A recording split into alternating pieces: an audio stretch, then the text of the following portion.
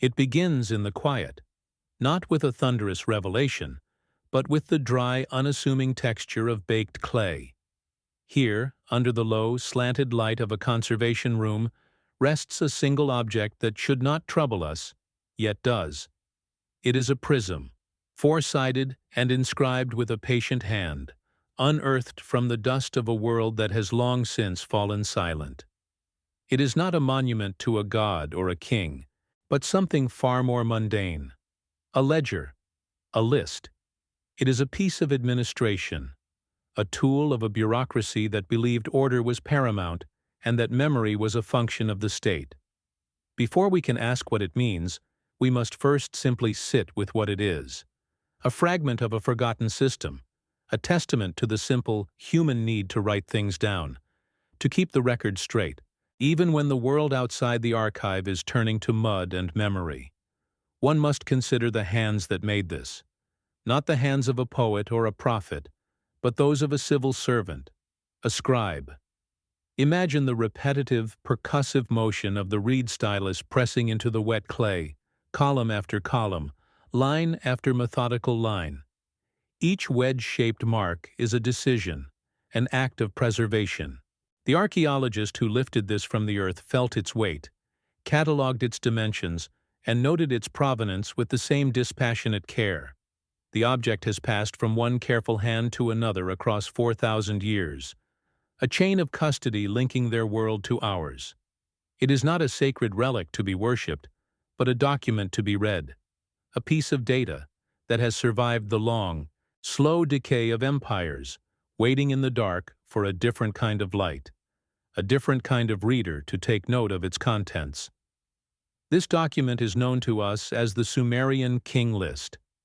Its purpose on the surface is straightforward and entirely familiar to any student of history or governance. It is a chronicle of succession, establishing a single, unbroken line of legitimacy from the very beginning of civilization. It lists the names of kings, the cities from which they ruled, and the duration of their reigns. It is a foundational document, an anchor for a people adrift in a landscape of competing city-states and shifting allegiances.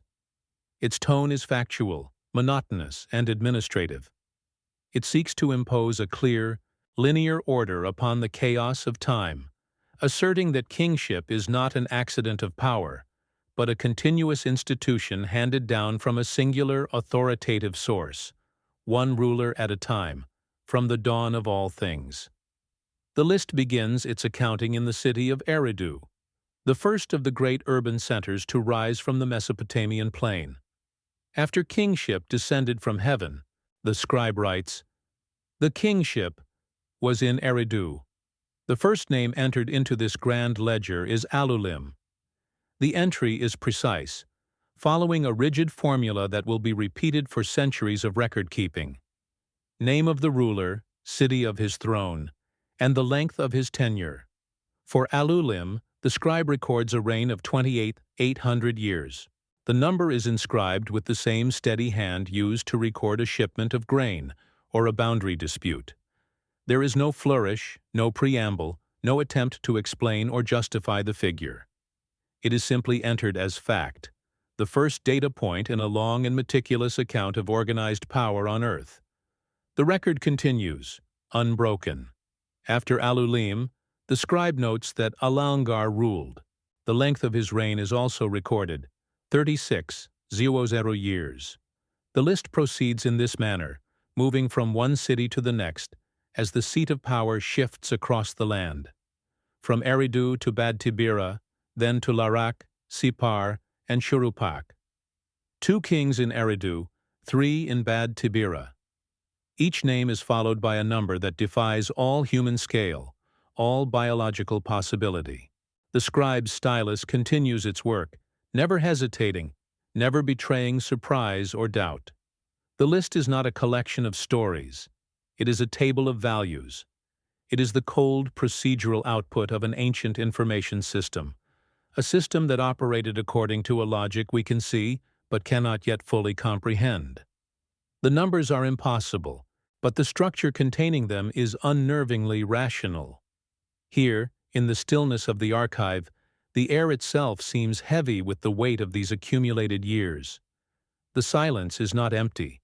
It is filled with the presence of these records, these artifacts of a consciousness so distant from our own. The faint hum of the climate control system is the only sound, a constant, low drone that seems to be holding time at bay.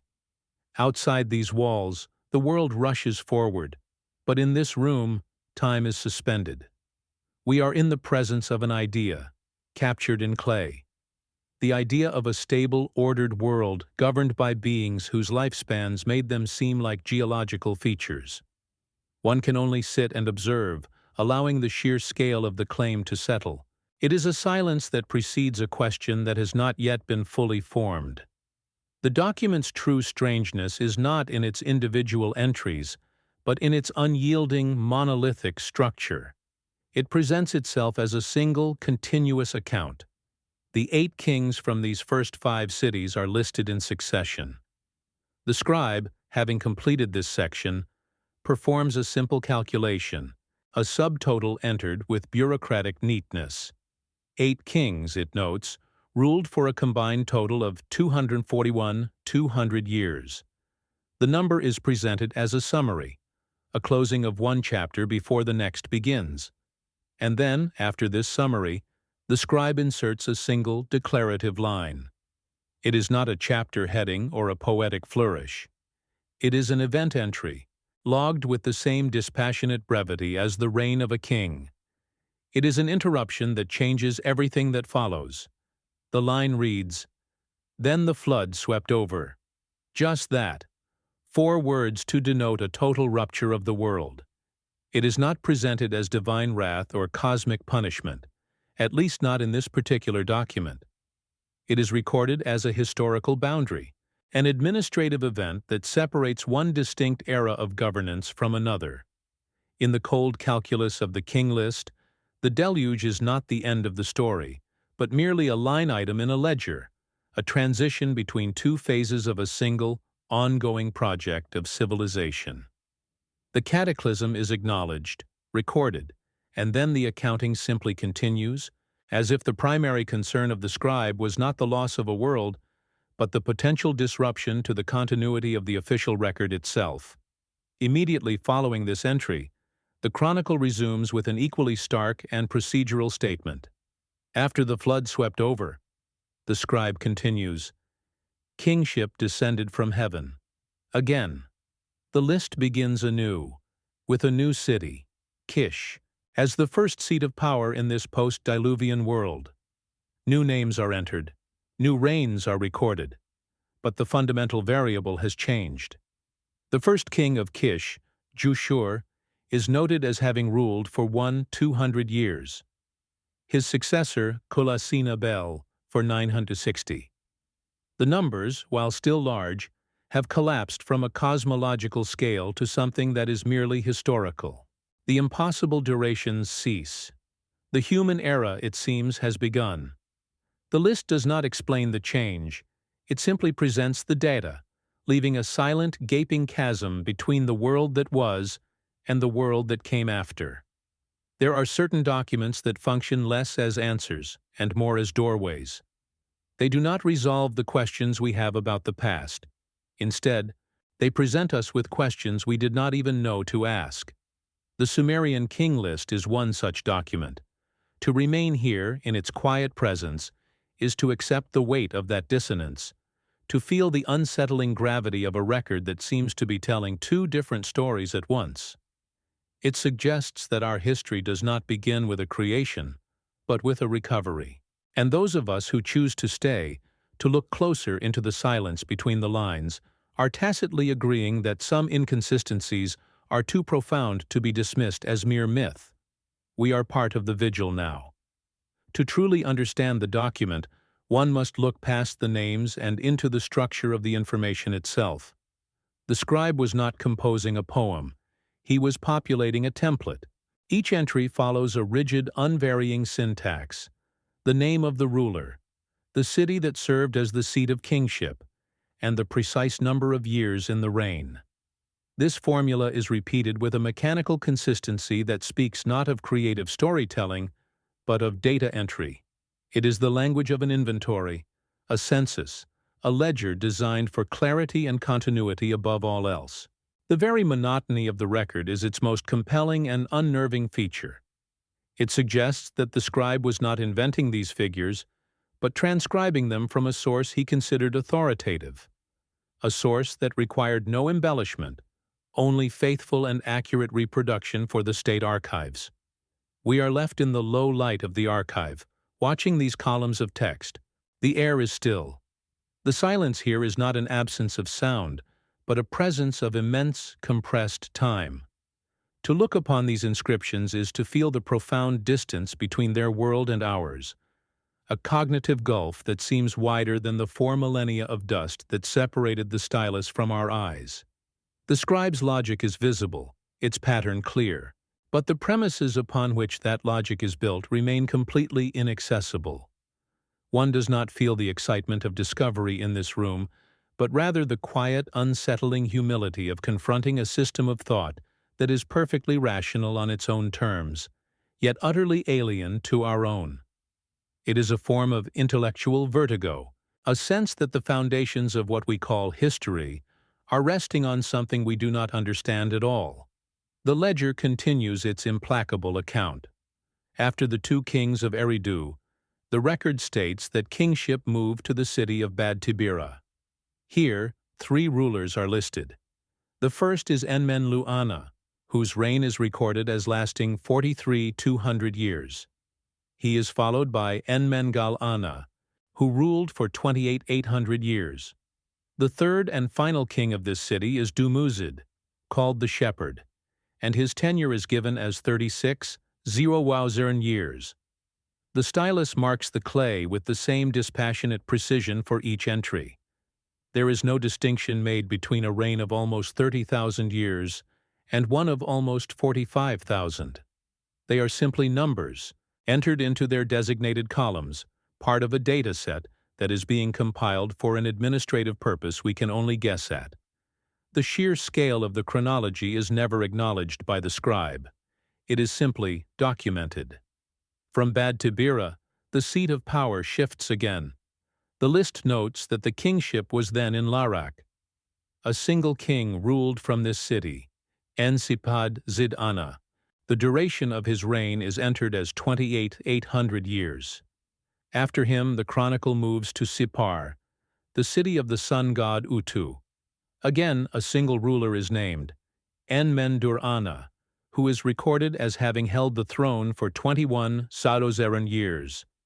The list proceeds with this relentless, unblinking rhythm, a slow, methodical march through immense spans of time.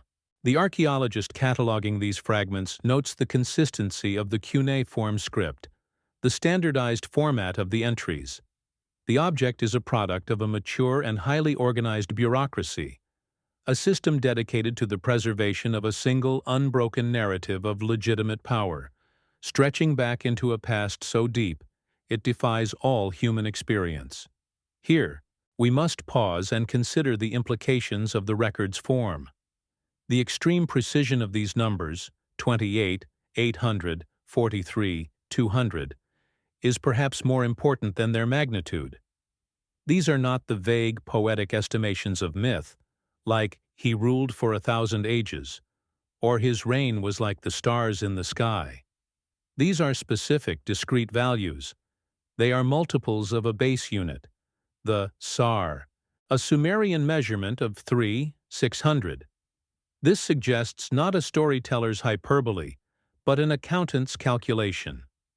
The entire pre-Diluvian chronology appears to be built upon a sophisticated mathematical framework, a system of cycles and periods that govern the tenure of these ancient rulers. The list is not just a history, it is the output of a calendrical or cosmological system that we no longer possess the key to. The silence that fills the space around this single clay prism is heavy. It is the silence of a library after closing, when the books themselves seem to exude the weight of the words they contain. In this quiet, the mind struggles to find a foothold. The numbers are too large, the timeline too vast, but the structure containing them is too orderly, too systematic to be dismissed as mere fantasy. It is this dissonance that holds us here. The record presents an impossible history with the mundane tools of state administration. It is a tax record from a lost world, a census of ghosts. One can only sit with this contradiction, allowing the strangeness to permeate the quiet, letting the questions form slowly, without any immediate demand for an answer. The dust motes dancing in the single beam of light seem to be counting the seconds, each one a tiny fraction of the years etched into the clay. This account of the world before the water does not come from a single, isolated tablet. Archaeologists have unearthed more than a dozen different copies and fragments of the Sumerian king list, discovered in the ruins of cities across southern Mesopotamia, from Nippur to Larsa, from Kish to Isin. They date from different centuries, written by different scribes. The most famous, the Weld-Blundell prism, is a nearly complete version, but others are small, broken pieces, containing only a few lines. Yet, when they are compared, a startling consistency emerges. They all tell the same fundamental story. They all list the same primordial cities, the same long-lived kings, and they all use the Great Flood as the primary dividing line in their chronology. This was not the work of a single imaginative individual. It was a foundational document of an entire civilization, a piece of state-sanctioned history distributed and preserved across the land. The slight differences between these various copies are, in themselves, deeply revealing. In one version, a king's name might have a minor variation in spelling. In another, a reign might be recorded as 21,000 years instead of 21,600. These are not the kinds of errors one finds in the oral transmission of a myth, where entire episodes can be altered or omitted. Instead, they are the familiar clerical errors of scribes copying a source document by hand. They are the ancient equivalent of a typographical error, a slip of the stylus during a long day of transcription. This very imperfection, this human fallibility in the act of copying, paradoxically serves as a powerful argument for the document's authenticity, not as a record of fact, but as a genuine artifact of an administrative tradition. It was a text that was meant to be copied exactly, not creatively reinterpreted. The unyielding consistency across these official documents points toward the existence of a common, older source. A master list, a definitive chronicle from which all these later copies were meticulously drawn. The preservation of this specific history was clearly a matter of profound importance to the Sumerian state. It was the central pillar of their political ideology, the document that legitimized the very concept of kingship by anchoring it in this impossibly ancient, pre-human past. The question then shifts. It is no longer simply about whether these numbers are real. It is about why this particular unbelievable history was so essential to the functioning of the world's first cities. Why was it necessary for the kings of the historical era to trace their lineage of power back through a cataclysm to a time when rulers governed for entire millennia? Before we proceed, a moment of stillness seems appropriate. It is easy to become lost in these ancient records, to let the weight of their years press down. So for a moment, let us observe our own time. Notice the specific hour on the clock where you are, the quality of the light filtering into the room, the subtle ambient sounds that define the silence of your own space. There is a record in that too, a fleeting entry in a chronicle only you are keeping. If you feel compelled, leave a simple log of this moment in the comments below. A timestamp, a location, a note on the silence, a single entry from your side of this vigil. Then, when you are ready, let us return to the archives. The king list is not the only document that speaks of this time. Another clay tablet, fragmented and incomplete, contains a text we call the Eridu Genesis. It is not a list but a narrative, yet it tells a similar story from a different perspective. It begins with the founding of the first 5 cities, naming them in the same order as the king list: Eridu, Bad Tibira, Larak, Sippar, and Shuruppak. It describes a world where humanity has not yet been created, a world administered directly by divine beings. It then recounts the creation of humans for a single, pragmatic purpose: to perform the labor that was previously the burden of the junior gods, to maintain the canals, and to serve the temple complexes. This is not a story of sacred creation, but of cosmic labor delegation, a solution to a logistical problem for the ruling administration. Within this narrative, the structure of the world is laid out with a planner's precision. Each of the primordial cities is established as a center of power and assigned to a specific divine overseer. The text states that Eridu was given to Nudimmud, the leader. Bad Tibira was given to Nugig. Larak was assigned to Pabilsag.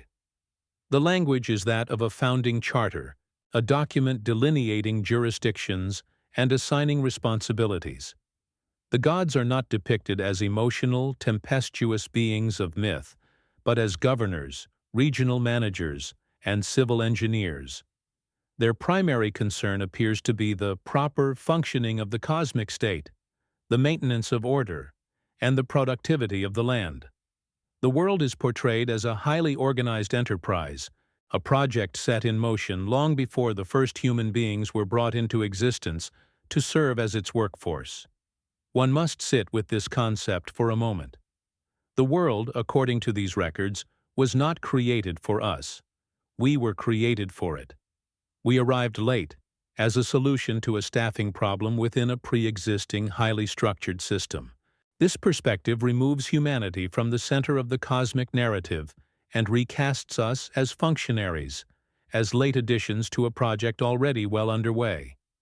It implies that the fundamental principles of civilization, cities, agriculture, hierarchy, and law were not human inventions at all, but were inherited from a preceding order.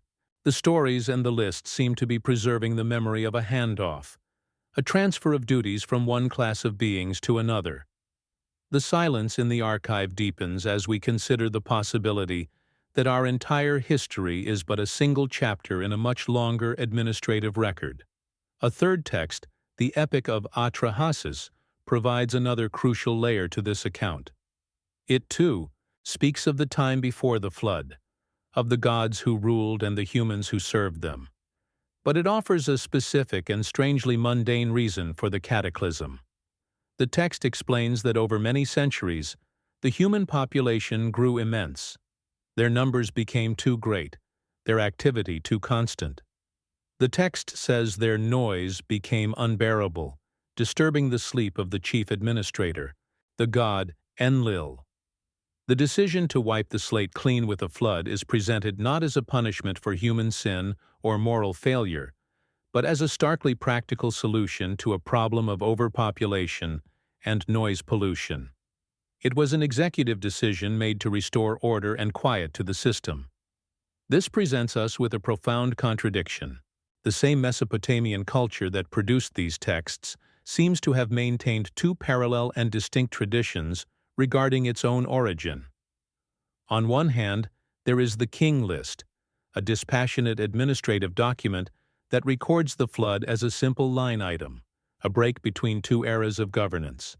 On the other hand, there are the narrative epics like Atrahasis, which frame the flood as a dramatic, story-driven event, yet one motivated by surprisingly pragmatic, almost bureaucratic concerns. Neither of these traditions aligns with our modern conception of a foundational myth. They feel less like sacred stories and more like different documents from the same ancient case file. One is the official historical summary.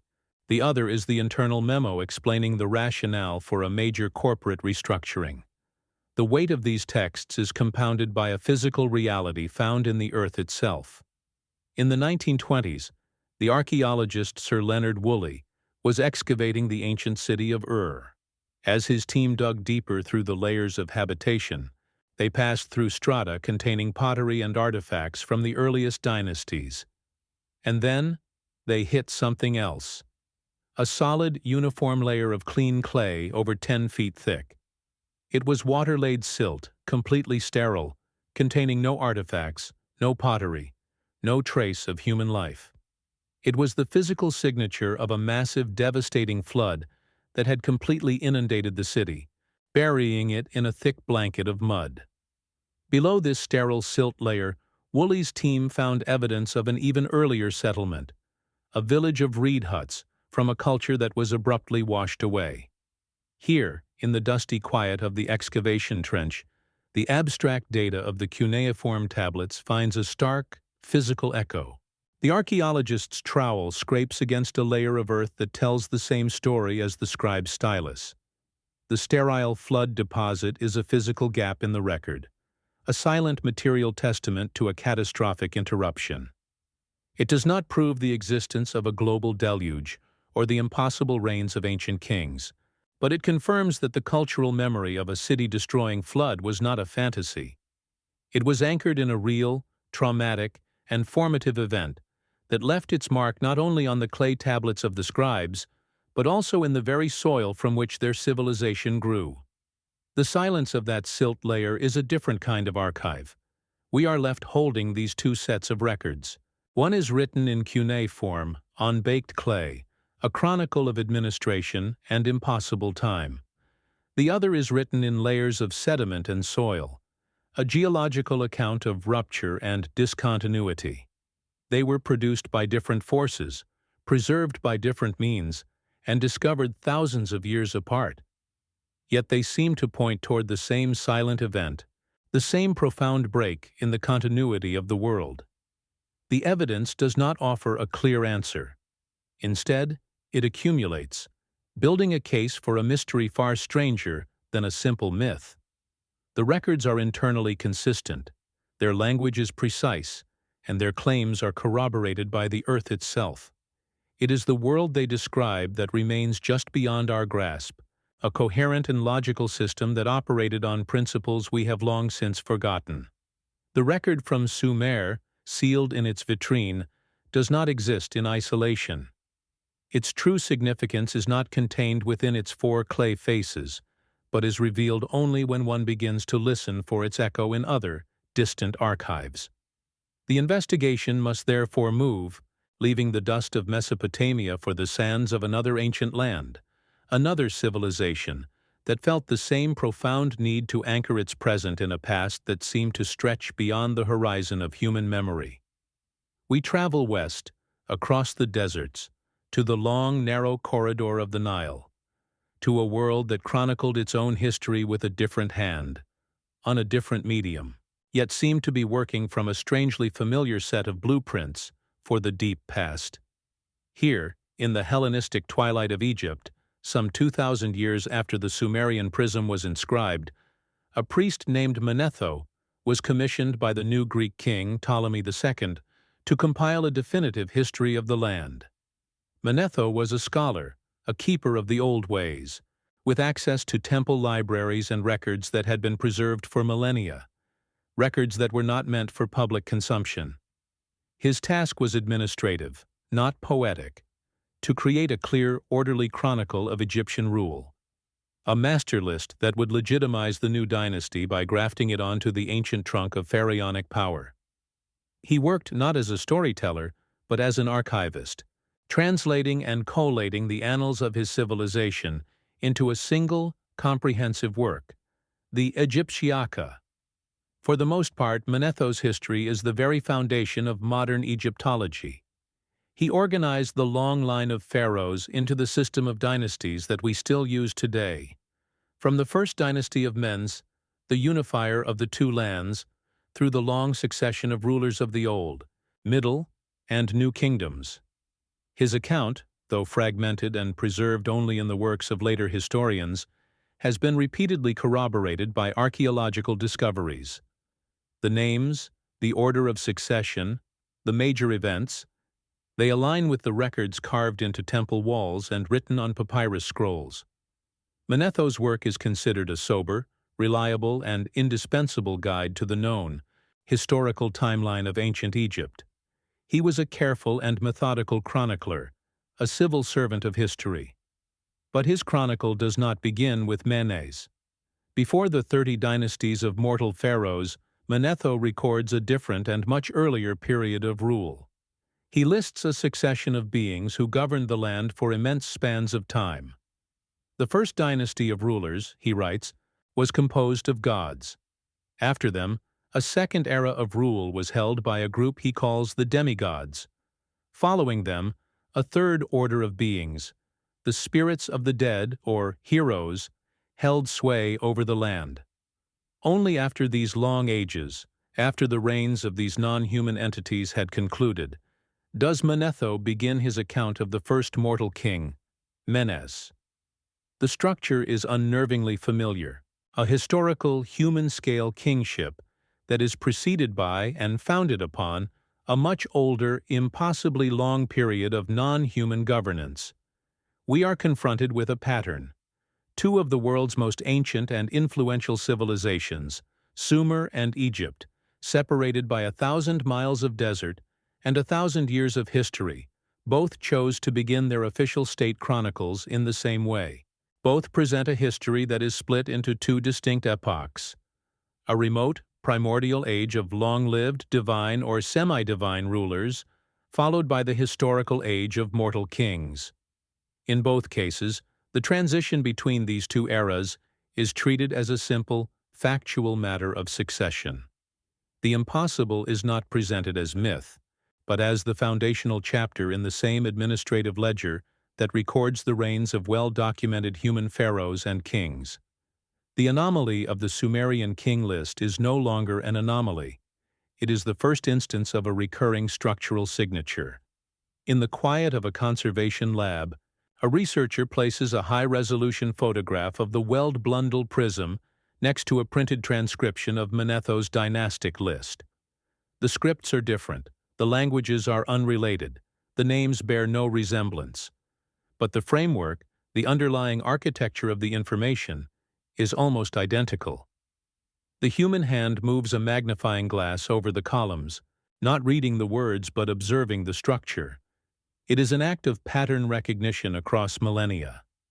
The work of the archaeologist is not always in the trench, covered in dust.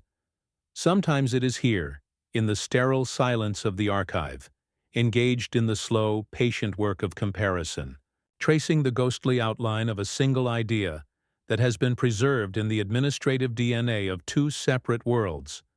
To see this pattern is to accept a different kind of vigil. It is to agree to sit with the evidence long after the initial curiosity has faded, to let the silence between these disparate records speak.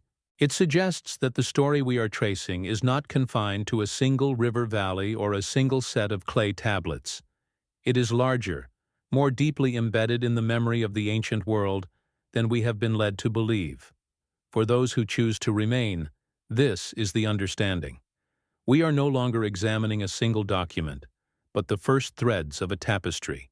What we do from here is follow those threads, wherever they lead, without prejudice and without the demand for a simple answer. The pattern in Egypt is not dependent on Manetho's account alone. In the Egyptian Museum in Turin, Italy, rests another, far older document. It is a papyrus, shattered into more than 160 fragments, painstakingly reassembled by scholars. We know it as the Turin Royal Canon. On its reverse side, it contains a tax register, a mundane record of accounts that firmly establishes its nature as a working administrative document of the Egyptian state, not a piece of religious poetry. It was written during the reign of Ramesses II, nearly 1,000 years before Manetho, yet its primary purpose was the same: to provide a complete list of all the rulers of Egypt, along with the precise lengths of their reigns.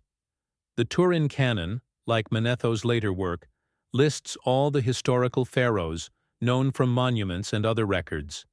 But it too begins its chronicle in the deep past, before the reign of the first mortal king. The papyrus clearly records a divine dynasty, listing the gods Ptah, Ra, and others as the first rulers of the land.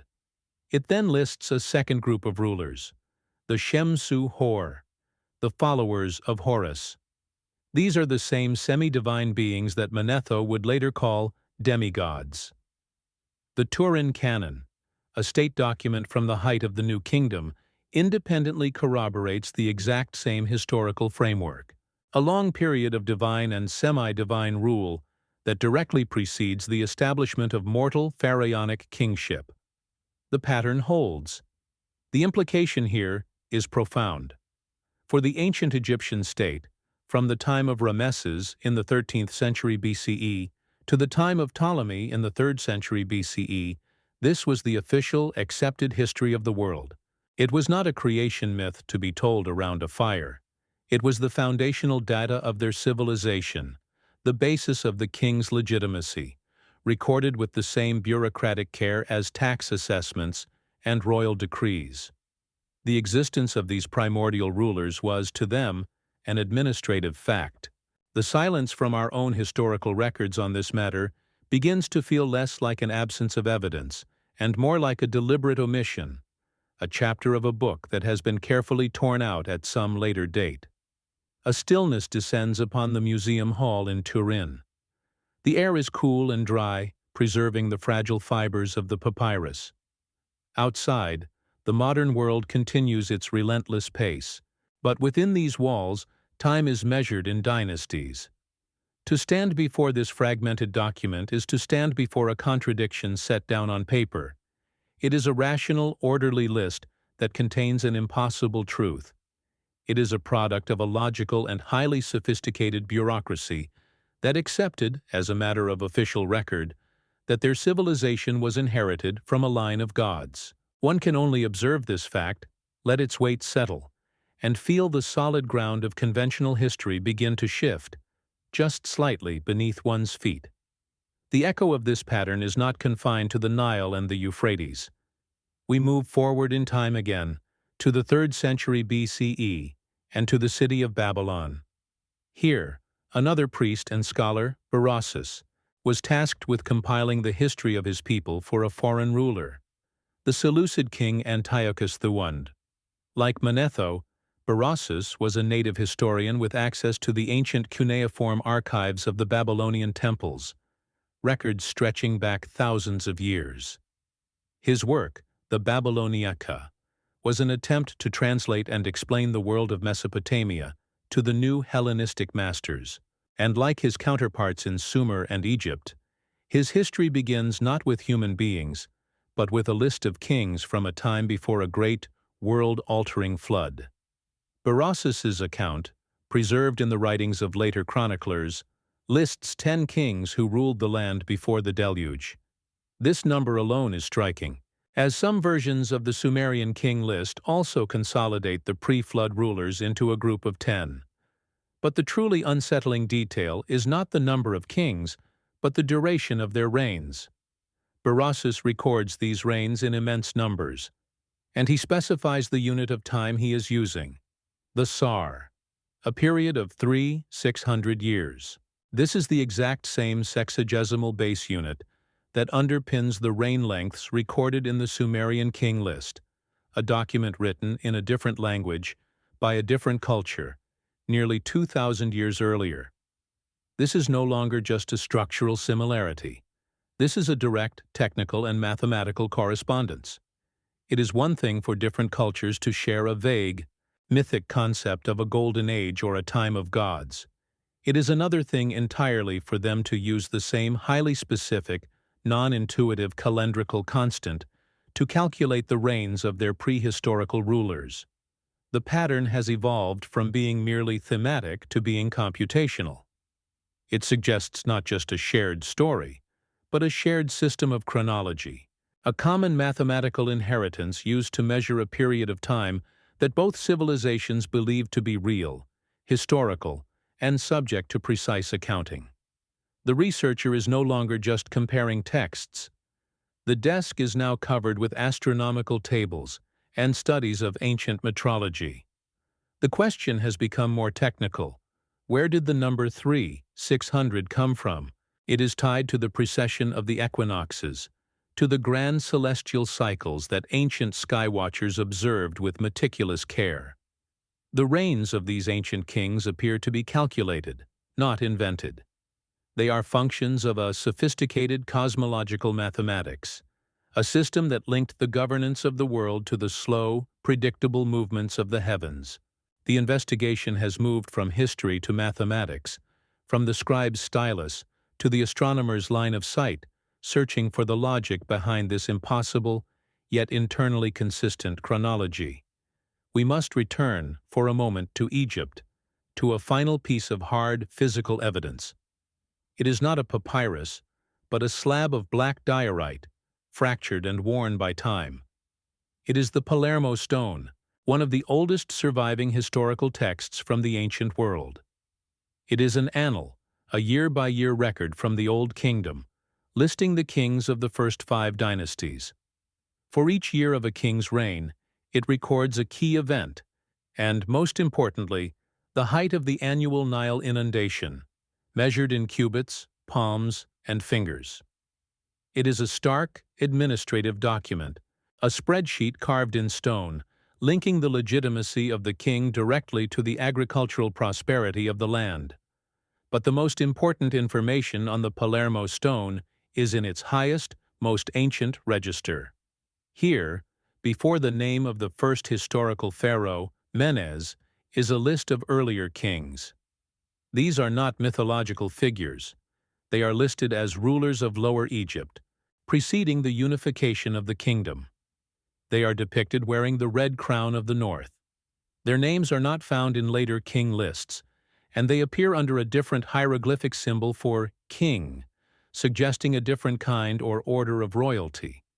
These are the pre-dynastic rulers, the very same beings that the Turin Canon and Manetho would later classify as the followers of Horus, the demigods.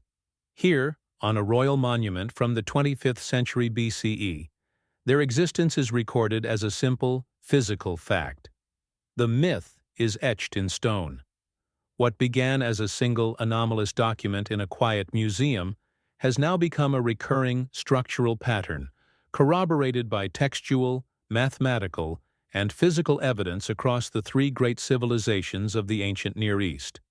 Sumer, Egypt, and Babylon, all 3 independently preserved a record of a deep past where the world was governed by a different order of beings for immense periods of time, a period that ended with a great rupture, either a flood or a transfer of power. The consistency of this framework, in civilizations that were often rivals, cannot be easily dismissed as coincidence or shared mythology.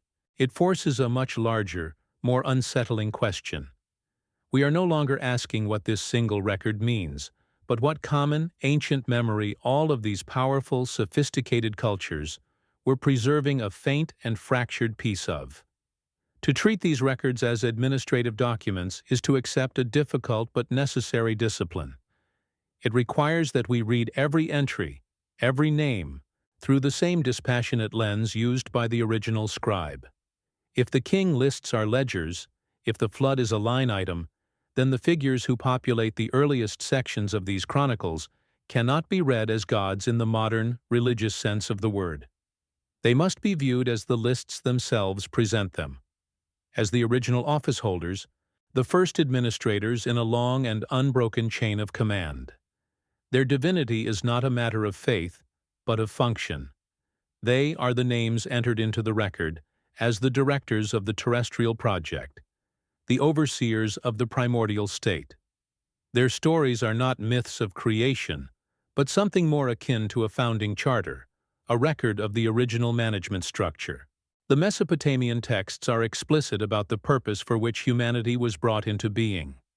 The Eridu Genesis and the Atrahasis epic both state that a junior class of divine beings was tasked with the heavy labor of maintaining the world, digging the canals, building the ziggurats, and tending the earth. After centuries of this toil, they rebelled, refusing to continue their work. In response, the ruling council, led by the chief administrator Enlil and the chief scientist Enki, devised a solution. A new, subservient being would be fashioned to take over the labor. As the texts state, man was created to bear the yoke, to perform the shupshiku, the heavy, burdensome work that was the lot of the junior gods. This is not an act of sacred benevolence, It is a pragmatic solution to a cosmic labor dispute, a starkly unsentimental account of workforce creation. One must pause in the quiet of the archive and let this concept settle. The creation of our species, as recorded by the world's first writers, was a matter of cosmic logistics. We were not fashioned in the image of a loving creator, but designed as a biological tool to solve a staffing problem. This perspective fundamentally reorients our place in the universe. It suggests that we were not the purpose of the project, but merely a later, more efficient resource added to it. The silence in this room seems to absorb that thought.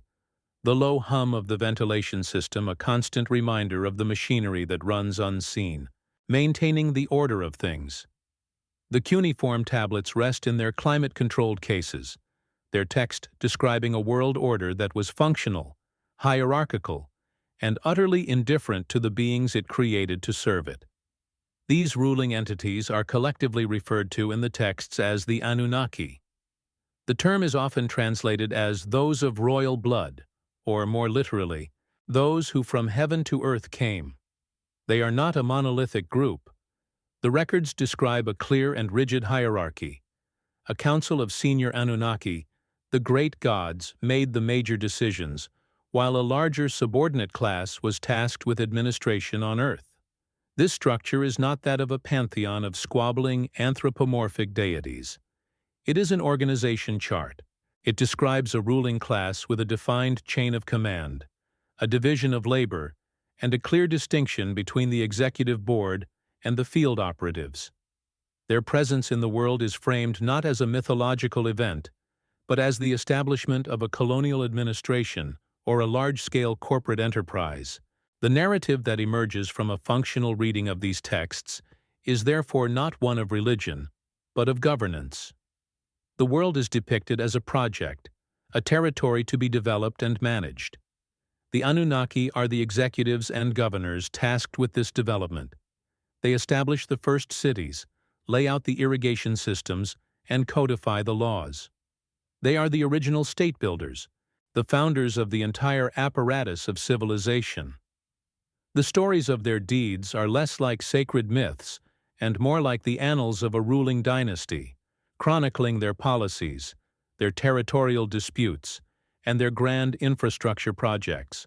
The impossible longevity of the pre-Diluvian kings on the king list begins to look less like a fantasy and more like a reflection of the perceived stability and continuity of this founding administration. We can see this functionalism most clearly in the figure of Enki, the ruler of the first city, Eridu. He is not described primarily by his power, but by his portfolio of responsibilities. He is the master engineer, the chief scientist, the keeper of the me, the foundational blueprints of civilization, which are described as a set of tablets, containing the codes for everything from kingship and law to weaving and metallurgy. His role is that of a minister of technology and culture, the being responsible for designing and implementing the core operating systems of society. The texts portray him not in acts of worship, but in acts of creation and instruction, a pragmatic problem solver who designs the world and the beings who will maintain it. Imagine him not on a celestial throne, but in a workshop, or at a survey site on the Mesopotamian plain. The air is thick with the dust of construction. He is not dispensing divine judgment, but reviewing schematics, testing the flow of water in a newly dug canal, or instructing the first human beings in the precise techniques of brickmaking. This is the image the functional record provides. The wind that now blows across the desolate mounds of Eridu seems to carry a faint echo of that activity, a memory of a time when this place was the command center for a project of planetary engineering. The silence that remains is the silence of a great work completed, a factory floor long since abandoned by its original foreman. In stark contrast to Enki is his brother, Enlil, whose administrative center was the city of Nippur. If Enki was the head of research and development, Enlil was the chief executive officer. His title was Lord of the Command. The texts describe his word as final, his decrees as unalterable. His temple at Nippur was not just a religious site, it was the central administrative hub, the place from which the entire land was governed. He is the enforcer of order, the ultimate authority who ensures the smooth operation of the system. He is not the god of the storm because he is emotional or tempestuous, but because his command descends with the unquestionable and transformative force of a storm, reshaping the landscape of power and society. This dynamic between the two brothers, so often portrayed as a mythic rivalry, can be read more plainly as a fundamental conflict in management philosophy. Enki, the engineer, has a vested interest in the success and preservation of his creation, humanity. He is the advocate for the workforce. Enlil, the executive, is concerned primarily with the stability and order of the entire system.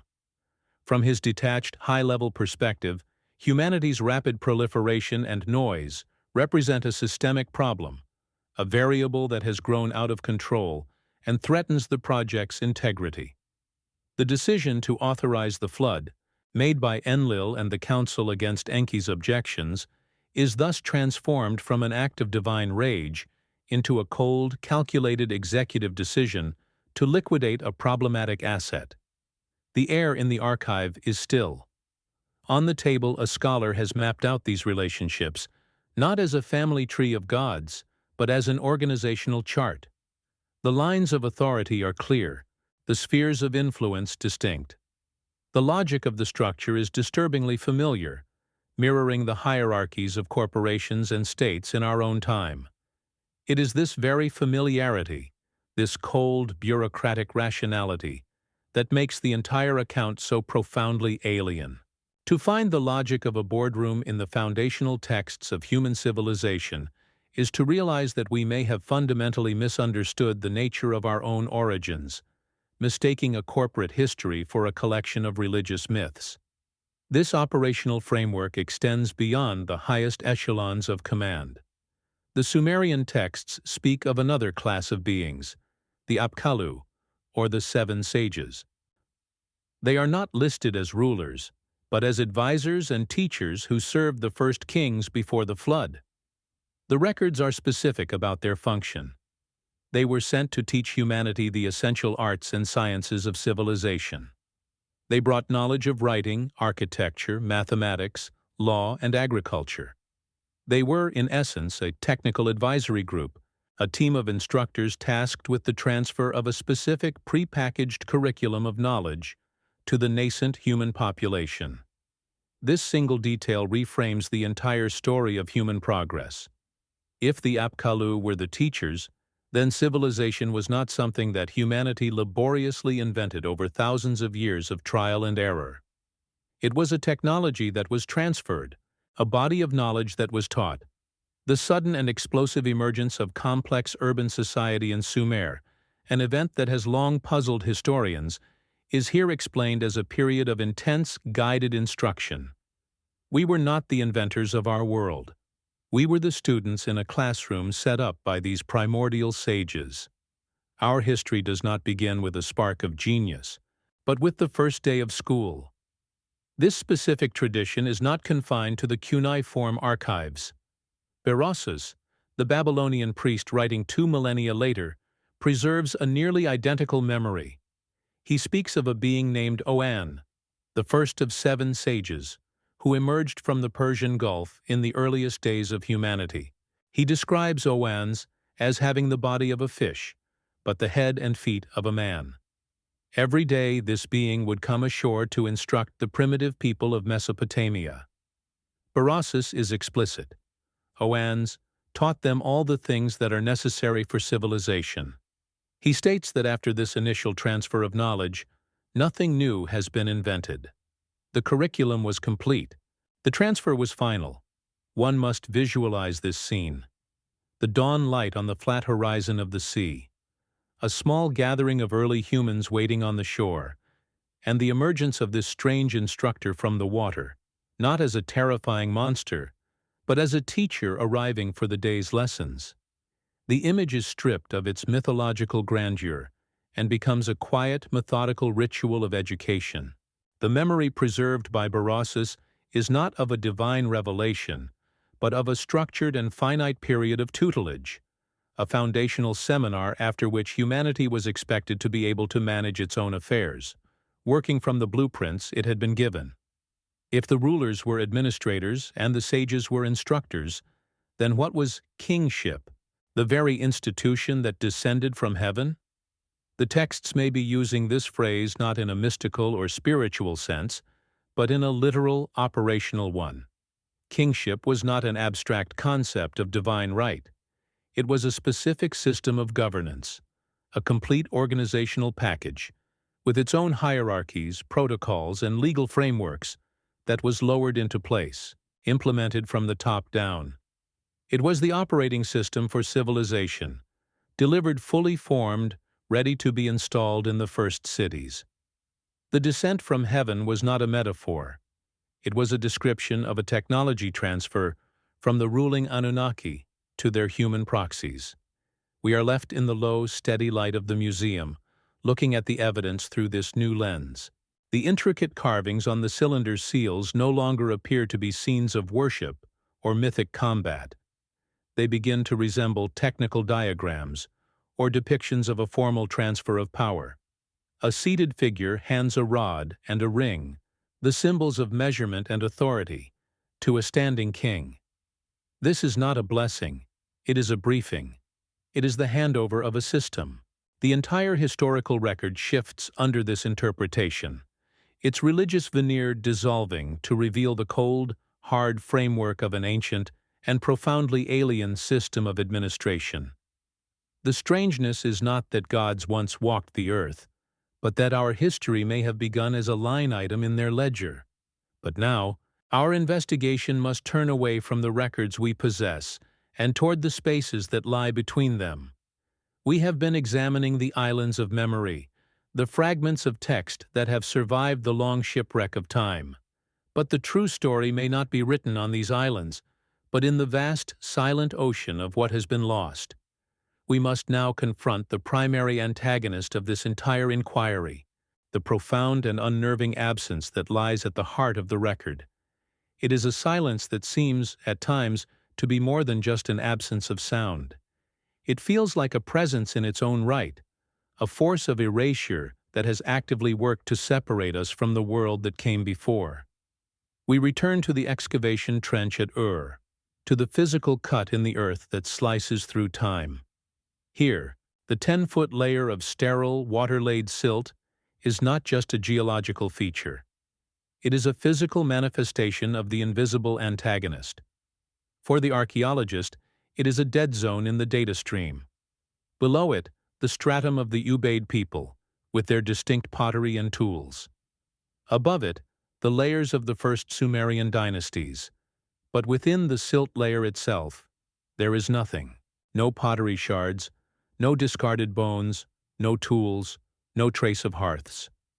It is a thick, impenetrable line of silence drawn across the history of the place.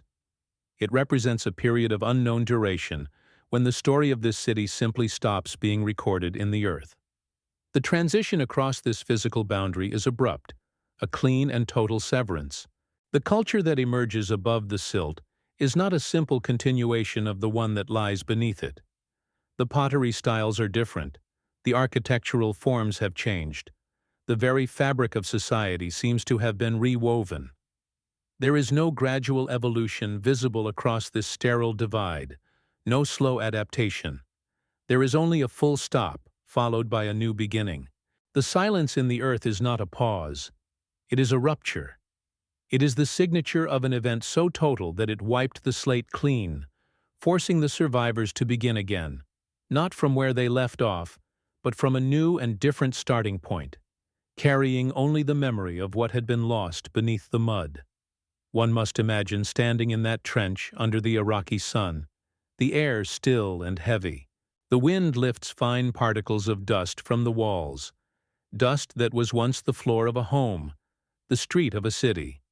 To run a hand over the smooth, dense face of that silt layer is to touch the physical reality of a great forgetting.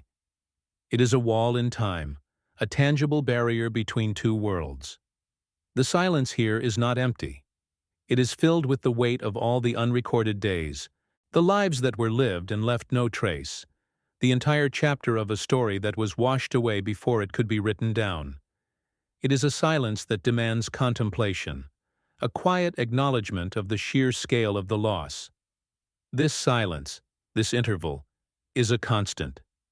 It is not just in the ancient earth, but here, now, in the space between sounds, between moments.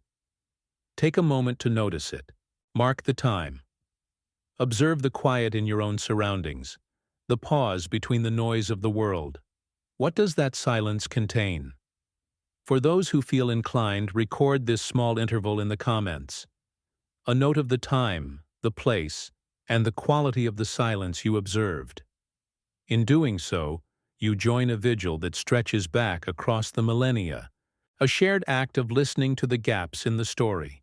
Then, let us return to the archives, where the same profound silence has been etched into the very words of the scribes.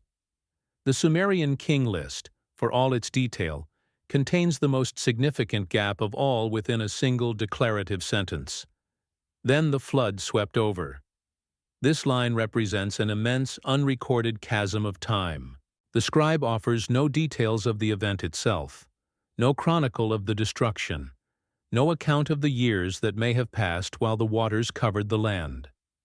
The single most transformative event in the entire chronicle is treated as an administrative boundary, a transition between two sections of a ledger. But the silence it represents is deafening. The entire world is remade in this gap, yet the record provides nothing. The story of the flood itself is a story that has been completely and utterly lost, leaving only this stark, procedural tombstone. This pattern of absence extends to the figures who guided humanity's first steps. The Apkallu, the seven sages, are recorded as having served the antediluvian kings, bringing the essential technologies of civilization to the world. They are the teachers, the bearers of knowledge. But after the flood, the record of their presence ceases. There are no new sages, no new instructors arriving to guide the survivors. The transfer of knowledge appears to have been a finite and singular event, a curriculum that was violently interrupted and never resumed. The silence of the sages in the post-diluvian world is a profound one. It suggests that humanity was left to carry on alone, working from a set of inherited blueprints, with the teachers themselves having permanently departed the classroom. We see this same antagonist, this force of erasure, at work on the physical records themselves. The Turin royal canon, the great papyrus list of Egyptian kings, is shattered into more than 160 pieces. When scholars painstakingly reassembled it, they found that the sections detailing the historical dynasties were the most intact, but the earlier sections, the very parts that chronicle the reigns of the gods, and the Shemsu Hor, the followers of Horus, are the most damaged, the most fragmented, the most incomplete. The record of the deep past is physically more fragile, more susceptible to the slow, relentless decay of time. The silence here is not just a gap in the narrative, it is a physical hole in the document itself. This pattern of loss becomes more unnerving as it repeats. We do not possess the original work of the Egyptian priest Manetho. His comprehensive history, the Aegyptiaca, compiled from ancient temple archives, is gone. All we have are quotations, summaries, and critiques of his work, written by later historians like Josephus and Eusebius, men who were often openly skeptical of his claims about the pre-dynastic gods. We are reading a second-hand, filtered, and incomplete memory. The original authoritative document has been consumed by the silence of history, leaving us with only the faint, distorted echo of its contents. The primary source has vanished. The same fate befell the work of his Babylonian counterpart, Berossus. His history, the Babyloniaca, written in Greek for the new rulers of his land, is also lost. Like Manetho's work, it survives only in fragmented quotations preserved by later writers.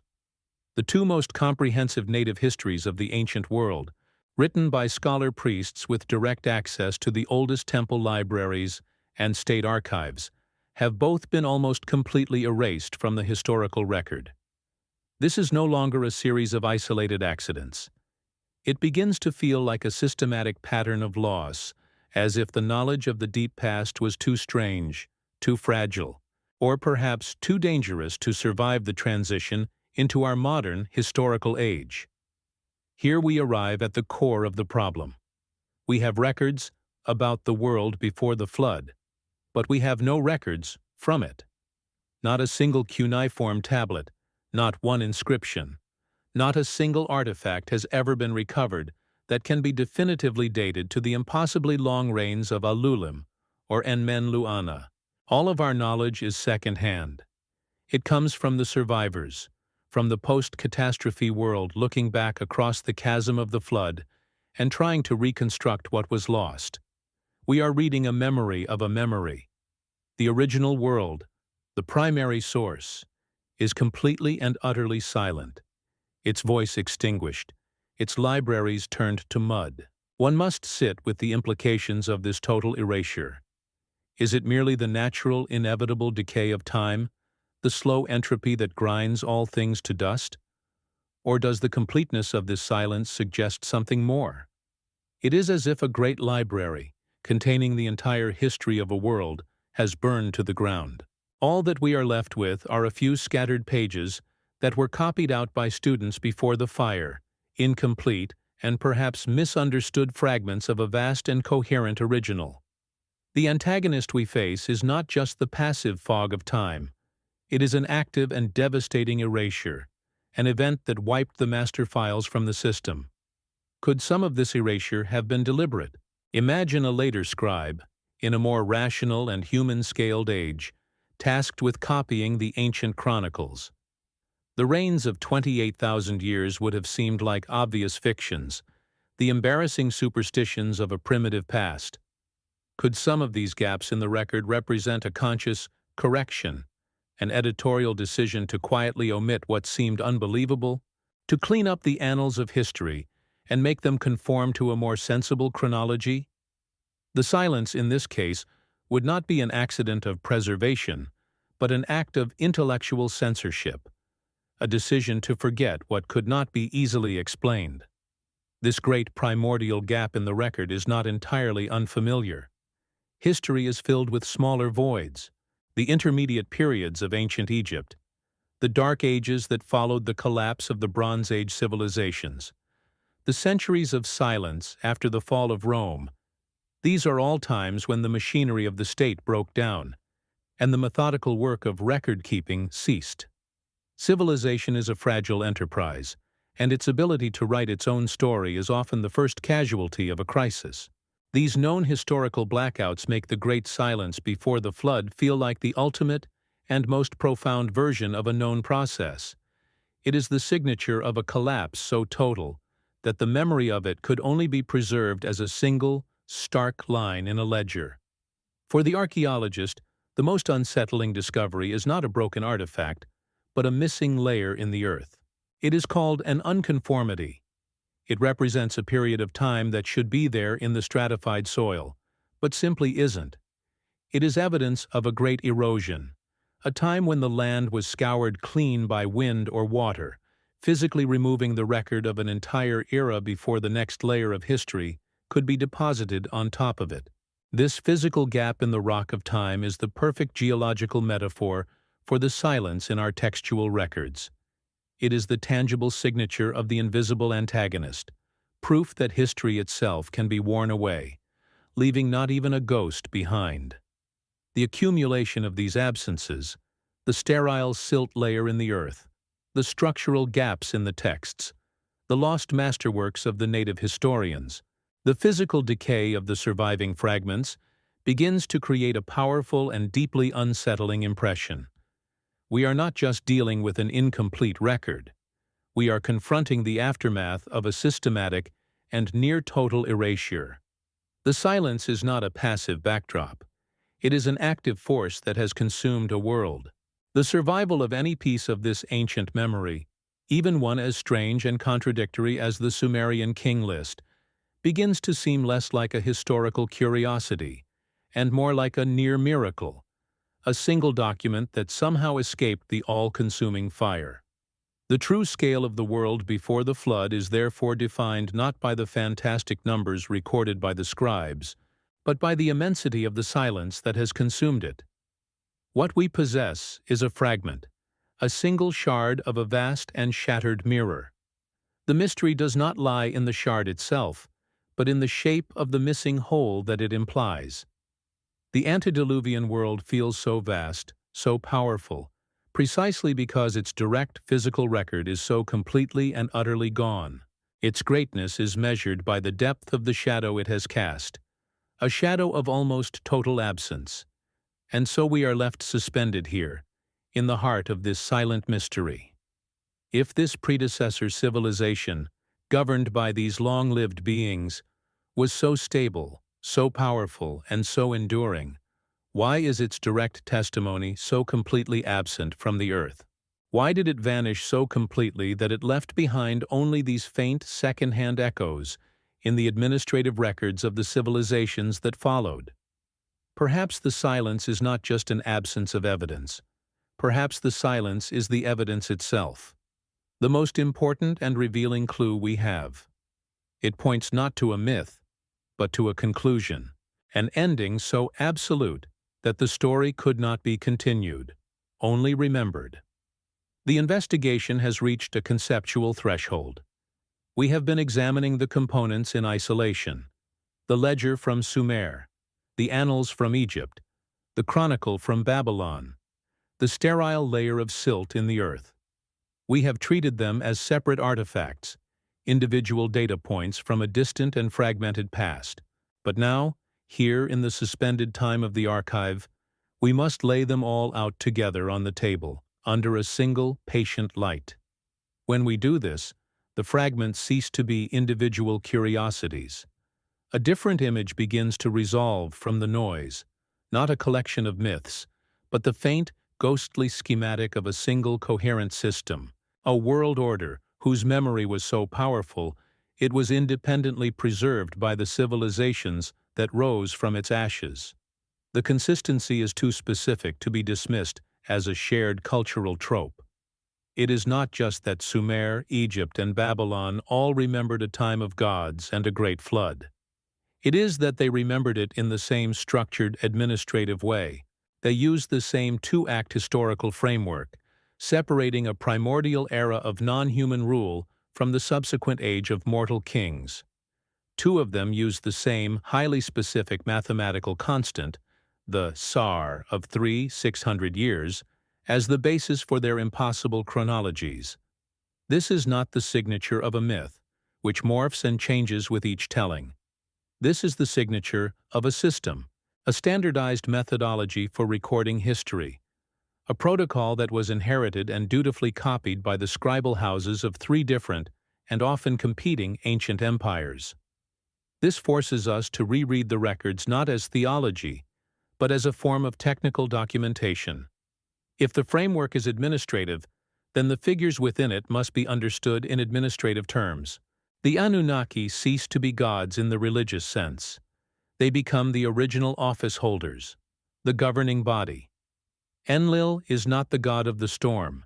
He is the lord of command, the chief executive. Enki is not the god of magic. He is the chief engineer, the head of research and development. The Apkallu are not mythical sages. They are a technical advisory team. The entire narrative transforms from a sacred drama into something far stranger: the preserved organogram of a founding administration, a celestial bureaucracy that once governed this planet as a vast and complex enterprise. If this is the case, then the most profound implication relates to the origin of our own world. The records are clear. Civilization was not a human invention. It was a transfer. Writing, law, agriculture, architecture, metallurgy. These were not the products of a slow, painful process of trial and error. They were components of a complete operating system, a curriculum delivered by the Apkallu sages to a newly created workforce. Our entire social and technological reality, from the first city to the first law code, was an inheritance, We did not build our world from the ground up. We assembled it from a prefabricated kit, following a set of instructions we have long since lost. We are not the authors of our own story, but the custodians of a project whose original architects have long since departed. One must allow the weight of that idea to settle. The air in this room, filled with the dust of millennia, feels suddenly different. Every artifact, every text, becomes a testament not to human ingenuity, but to human studentship. We are in a library where the most important books, the reference manuals, the primary source codes, are missing, and all we have are the transcribed notes of the first generation of pupils. The silence that surrounds us is the silence of a classroom after the teachers have gone home for the last time, leaving the students to work through the lesson on their own. It is a silence filled with the echo of a voice that taught us how to build, how to write, how to rule, and then fell silent forever. This perspective provides a cold, pragmatic logic for the obsessive record-keeping of the first human kings. Their legitimacy, their very right to rule, was not based on their own power, but on their claim to be the rightful heirs to this pre-existing system. The Sumerian king list was not a history text. It was a deed of title, a document of succession. By meticulously recording the line of kingship from the primordial rulers, across the rupture of the flood, and down to themselves, the kings of Kish and Ur were anchoring their fragile post-catastrophe authority to the immense and stable power of the world that came before. They were not just remembering the past, they were harnessing its memory as the foundational power source for their new civilization. The Great Flood, then, is transformed.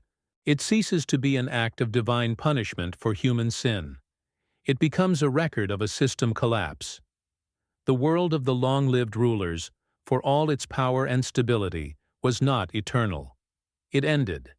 And it ended so completely that it left almost no direct physical trace, only this powerful, lingering memory. The civilization that emerged from the mud of Sumer was not a new beginning, but a recovery operation. It was a desperate, determined effort to reboot a crashed system, to restore a semblance of the old order using the fragmented data that had survived the crash. The monotonous lists of the scribes are not myths. They are the field notes of the first disaster recovery team in human history. This rereading of the past forces a rereading of ourselves. If the texts are taken as a functional record, then our species was not the pinnacle of creation, but a biological tool engineered to bear the yoke and solve a labor crisis. Our civilization was not our own invention, but a curriculum we were taught. And our recorded history does not begin with a glorious act of creation, but with the administrative record of a world-shattering collapse and the subsequent attempt to rebuild from the wreckage. This shift in perspective is profound. It moves humanity from the center of the cosmic stage to its periphery, recasting us as latecomers and inheritors, living within the framework of a much older, larger, and now silent, non-human story. We stand at a crossroads in the archive. The path of conventional history leads one way, toward the careful cataloging of these texts as myth. But another path leads deeper into the strange consistency of the record itself, a path that requires a different kind of attention. The journey from here does not promise answers. It only suggests that the map of our past is far larger and more strangely drawn than we have been led to believe. For those who choose to continue this vigil, know that you are not alone. You are part of a quiet inquiry that has persisted for as long as we have had these records to contemplate. And the next step on this path leads to an even more unsettling question. If these disparate records are indeed the echoes of a single, coherent predecessor system, what does that imply about the nature of that system itself? The sheer geographical and temporal span of its memory, from Sumer in the 3rd millennium BCE to Babylon and Egypt 1,000 years later, suggests a civilization of immense scale and influence. It was not a local Mesopotamian culture, but something with a reach that extended at least across the entire ancient Near East, and perhaps beyond. We are not looking at the memory of a lost city. We are looking at the faint, residual ghost of a lost world, a predecessor civilization whose operational footprint may have been global. The total absence of direct physical evidence from this world becomes, then, the most disturbing clue of all. Civilizations built of mud, brick, and stone leave ruins.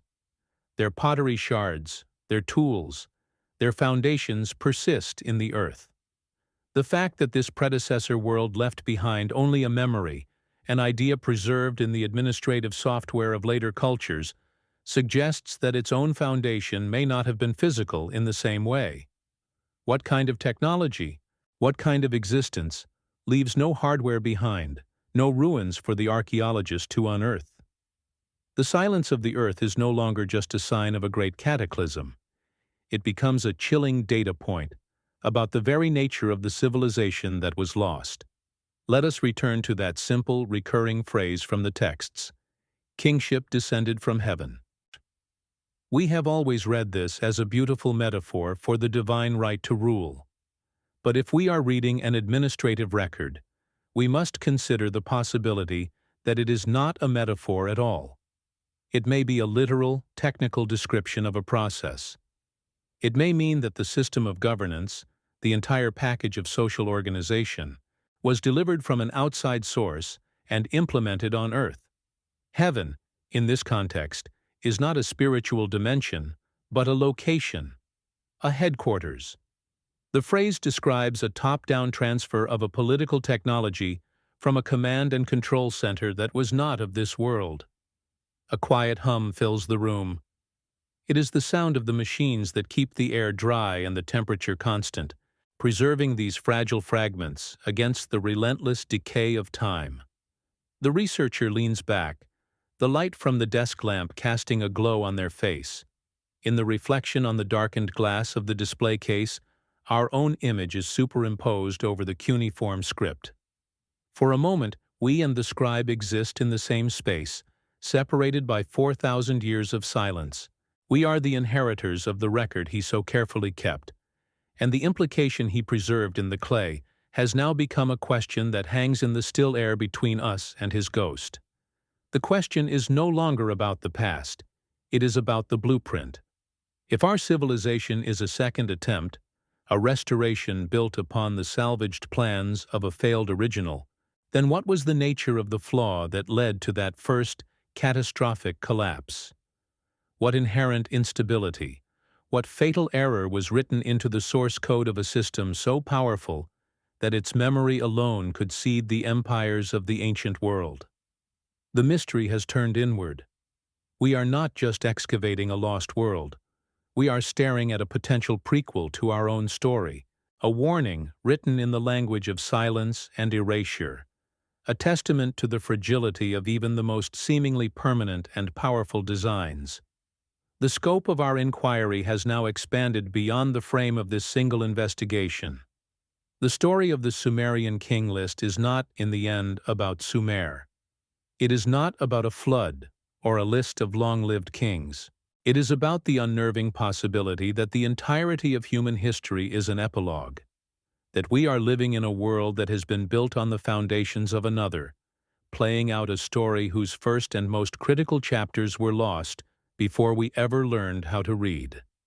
We are the custodians of a legacy we cannot fully comprehend, tasked with maintaining a system whose original purpose remains just beyond the reach of our memory.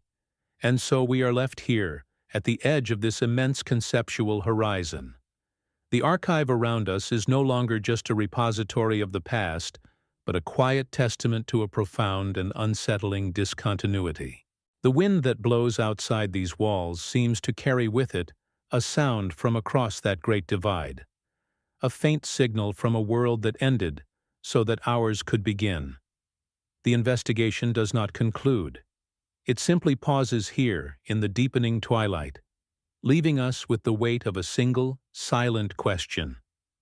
What does it mean to be the inheritor of a forgotten kingdom? To live in a house whose original foundations are a mystery even to ourselves? The journey ends where it began.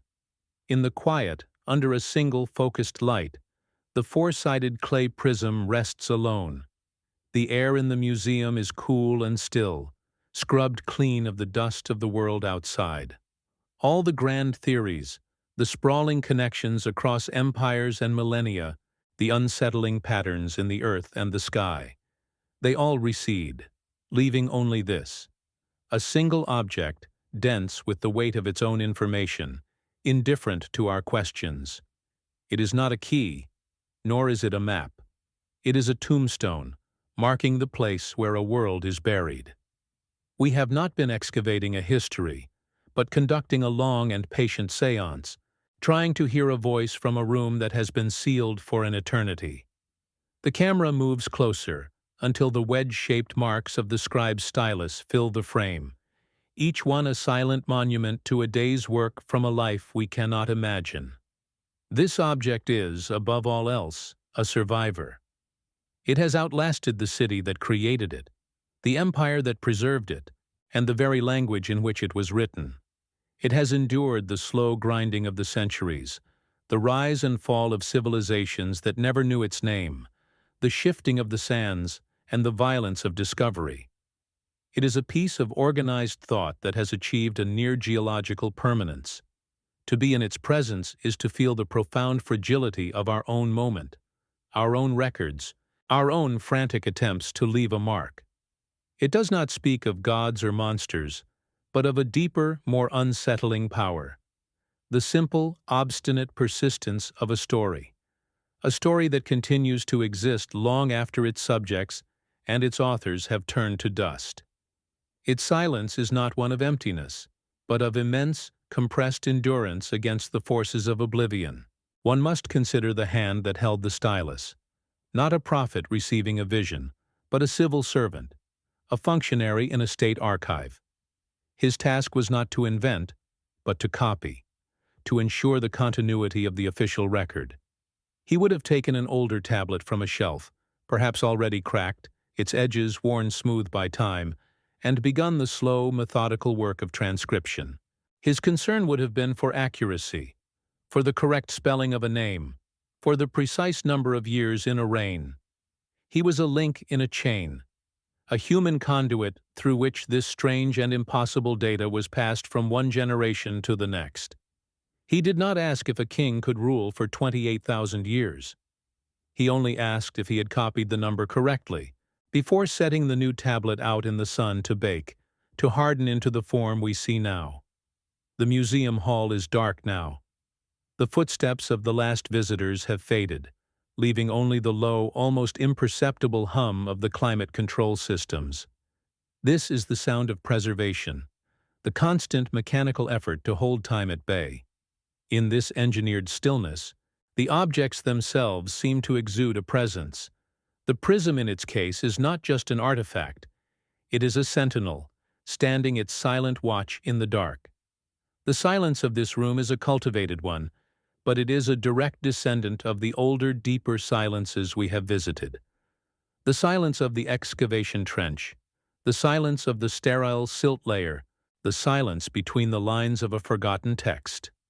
It is the final, resting state of all history, a quiet that is heavy with the weight of all the stories that can no longer be told, all the voices that have been extinguished. Our journey has been one of connecting these islands of silence. We began with this single anomalous ledger and found its echo in the papyrus fragments of Egypt, in the lost chronicles of Babylon, in the very strata of the earth. The pattern that emerged was not an answer, but a profound amplification of the initial question. It confirmed that this was not the isolated dream of a single culture, but a shared memory, a foundational story that haunted the first great civilizations of our world. We did not solve the mystery of the Sumerian king list. We only discovered the true and unnerving scale of its implications, realizing that we were not looking at a single, strange document, but at the scattered, broken pieces of a much larger and now irretrievable mosaic of the past. The question, therefore, is no longer about the specifics of the record, but about the nature of the loss it represents. The true measure of the antediluvian world is not found in the impossible numbers of the rains, but in the near-total silence that followed its collapse. What kind of civilization, so powerful and so enduring, could vanish so completely that it left behind no ruins, no tools, no physical testament to its existence? Nothing but this persistent administrative ghost in the machine of later cultures. The silence ceases to be a simple absence of evidence. It becomes the evidence itself.